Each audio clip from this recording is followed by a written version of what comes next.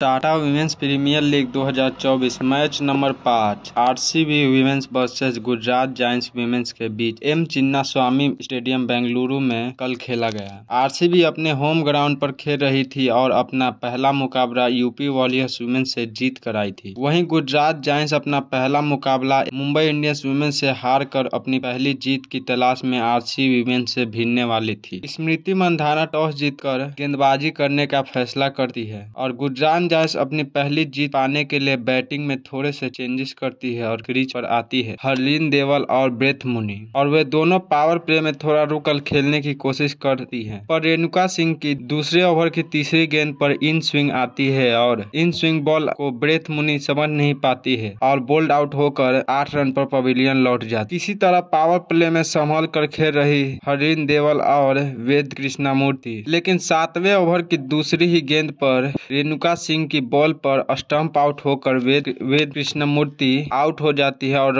9 run बनाकर pavilion लौट जाती है। फिर आती है एशले गार्डनर बैटिंग के लिए। हरलीन देवल की एक शॉट खेलती है और पर दोनों के बीच चाल में न होने के चलते हरलीन देवल रन आउट होकर 22 रनों पर पवेलियन लौट जाती। क्रीज पर आती है Dayalan Hemlata. Ashleigh Gardner William की बॉल पर शॉट खेलती है और स्मृति मंधाना को कैच दे बैठती है और 7 रन पर आउट हो जाती। गुजरात जायंट्स वीमेंस की फिर से इस मैच में स्थिति खराब चल रही होती। नई बल्लेबाज कैथरीन ब्राइस क्रीज पर आती हैं और मेलिउनी के बॉल पर बोल्ड आउट होकर 3 रन पर पवेलियन लौट जाती और अब आती है क्रीज पर स्नेह राणा। हेमलता का साथ दे थोड़ी देर दोनों में अच्छी साझेदारी बनते दिख ही रही होती है कि स्नेह राणा मेलिउनी की बॉल पर स्टंप आउट होकर 12 रन पर पवेलियन लौट जाती और फिर क्रीज पर आती है तनुजा कंवर। दयालन हेमलता के 31 रनों के पारी के बदौलत गुजरात जायंट्स वीमेंस की पारी 107 रनों पर समाप्त हो जाती है। आरसीबी वीमेंस की गेंदबाजी बहुत भारी पड़ी गुजरात जायंट्स वीमेंस की बल्लेबाजी के ऊपर। सेकेंड इनिंग की स्टार्टिंग में आरसीबी वीमेंस की तरफ से बैटिंग करने के लिए आती है स्मृति मंधाना और सोफी डिवाइन। गेंदबाजी के लिए आती है लिया तुनहू और पहले ही ओवर से